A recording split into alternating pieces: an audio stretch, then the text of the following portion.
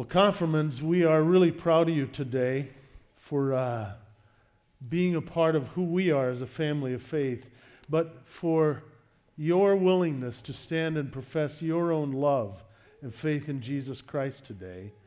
If I were to ask the six of you who your favorite comedian is today, I wonder who you'd say. Maybe Jerry Seinfeld. Maybe Adam Sandler. Maybe Jay Leno. Well, I'm old, so I think about old stuff every now and then, but there was a comedian from a generation ago called the Great One. His name was Jackie Gleason. And in the year 1987, Gleason had been diagnosed with terminal cancer.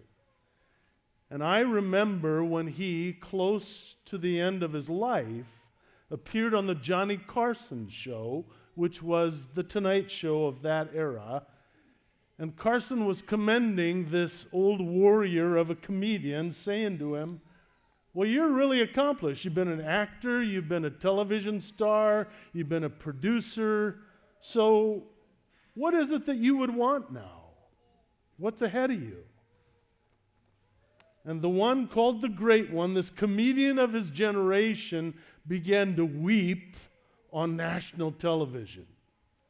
And he said to Carson, I wish I could know if I'm going to go to heaven when I die. That's a question for all of us, isn't it? I wish I would know whether I'm going to go to heaven when I die. So we heard the verse earlier read for us from Theon, from Romans chapter 10.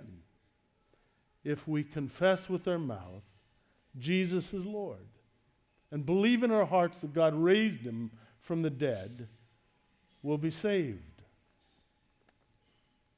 Do you believe this? I believe it. I wonder how many of you would recognize, all of us, these people. Tell me what they have in common. Galileo, Claude Monet, Louis Braille, John Milton, Helen Keller, Harriet Tubman, Fanny Crosby, Ray Charles, Stevie Wonder, and for you country western stars, Ronnie Millsap. Do you know what they share in common? They're all blind. And they've accomplished great things in their lifetime despite their handicap liability. However, I want to talk with you for a minute about a more famous biblical blind man called Bartimaeus. And unlike those that I just named, in his era, in his time, in his culture, if you're blind, you're going to be a beggar, because that's the only way you're going to survive. So they had no way to earn a living or be successful except to beg. And so there's the story that we heard earlier, read for us by Theon, about Bartimaeus. He was a familiar figure sitting outside the gates of Jericho. Every day he got up and his work was to go sit and choke on the dust of the people that paraded by him and call out, alms for the blind. Could you spare a coin? He lived daily and survived by the humiliation of having to beg that someone would be kind enough in the moment to drop a coin by him so that then he could go to sleep and raise up the next morning to beg again. That was his existence, Bartimaeus, until one day everything changed. Because someone named Jesus of Nazareth came to him. He heard the commotion. You know, if you're blind, your other senses are heightened, right? So he hears an entourage of people passing him by, a parade of people, and he calls out to someone, what's going on? It's the man called Jesus. Well, even this blind beggar outside Jericho's gates has heard about this man named Jesus who can do miracles, who can feed thousands of people with a few loaves of bread, who in fact heals the sick and who gives sight to the blind. All of a sudden, in Bart's heart, hope surges in a way that dispels his despair. Maybe my future can change. And so he yells out, "Son of David, have mercy on me." Do you know what the crowd says to that blind beggar? They say, "Shut up. You have no value. Shut up. For Jesus can't be bothered by somebody like you, some piece of dirt sitting in the dirt begging to exist." But Jesus, the Lord of life, heard that beggar's call, and the whole parade comes to a stop. And Jesus says, "Call him to me." You see, the perspective of God for all of us to know is that no one is without value. In fact, every one of us is precious to the sight of God. Doesn't matter who we are, doesn't matter where we came from, doesn't matter our challenges or our disabilities or our failures. Every one of us is precious to God. So Jesus stops the parade, calls the man to him, and Bartimaeus throws off his cloak, and the blind man is led before Jesus. And now the beggar stands before the King of life. You get that? The beggar is before the King of life, and the King of life says, "What can I do for you?" So now Jesus is going to use all his power and all his authority to serve the lowest of the low from the perspective of human analysis. The blind man tells him really clearly and boldly, "I want to see." And Jesus says, "Your faith has saved you. Go.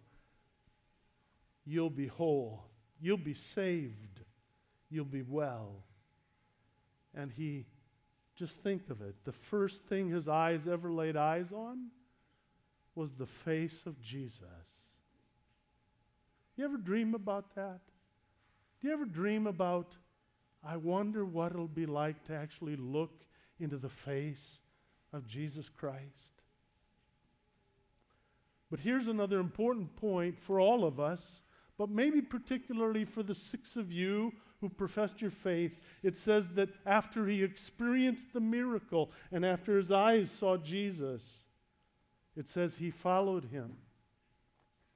Now, I guarantee you that all of us who are sitting here, especially if you were raised Lutheran and you went through what these 6 young people are professing today, we can think of people who stood beside us on that confirmation day who have not been in the church since that day. We can all think of people for whom the profession of confirmation did little to impact the perception of the direction of life or purpose of life. So here's my pastor's heart begging to the 6 of you. Follow Jesus. Not just today, but do everything within your power to follow Jesus. I have a question for the 6 of you. How many of you have your mom or your dad spoon feed you at every meal? That still happen? Remember when you were about a year, mommy would say, "Here's the airplane, open the hangar." No, I bet you take care of feeding yourself now, right? So here's my encouragement to you. You be spiritual self-feeders. You're not a baby anymore, spiritually. You take hold of this word. You get yourself to worship. You meet with God's people. You meet with others to pray so that you become self-feeders in your journey of faith. So I'm like Bartimaeus. That's my confession to all of you. I'm a blind beggar sitting in the dirt asking God for mercy. You might think, well, I'm not blind, I'm not a beggar. Yes, you are. Isn't it true for all of us spiritually or in our view of life that if I can't see it, touch it, wear it, experience it, I don't think about it? So it says in Ephesians, Paul prays that the eyes of our faith be opened so we see the glory of God in the face of Christ. I see who Jesus is. I see why I need him in my life. And I am a beggar. I guarantee you that when I die and breathe my last and I stand before Jesus, I will not say, I've been such a good boy, or I was a preacher for over 30 years, or my morality was impeccable. I was perfect. Ask my wife. No, when I stand before Jesus Christ, in humility I will say, God, be merciful to me, a sinner. That's the whole story of the Christian faith.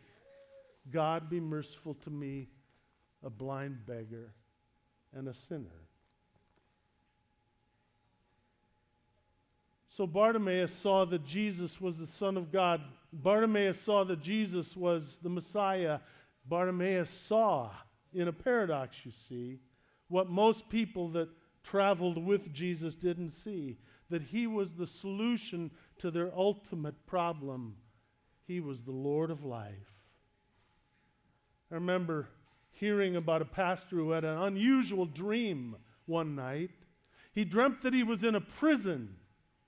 And he dreamt that he was from a former era of time witnessing an execution. And the executioner held a sword in his hand. And the one who was going to soon lose his life was kneeling before the executioner, condemned as a criminal. And the executioner raised the sword, and just before the sword came down to end his life, he stopped the sword, turned it sideways, and the king stepped in and took the sword and put the sword in a knighting ceremony on either shoulder. Now the one who deserved to die for crimes committed against the king is not only forgiven by the king, but is invited to live the rest of his life in the king's service. That's all of us, you see. We're blind beggars deserving condemnation because there's not one of us who are perfect, but the King of glory in Jesus Christ went to the cross to be our servant, raised from the dead so that he could proclaim to all of us, I need you in my kingdom. I need you in my service. And all we can do is say,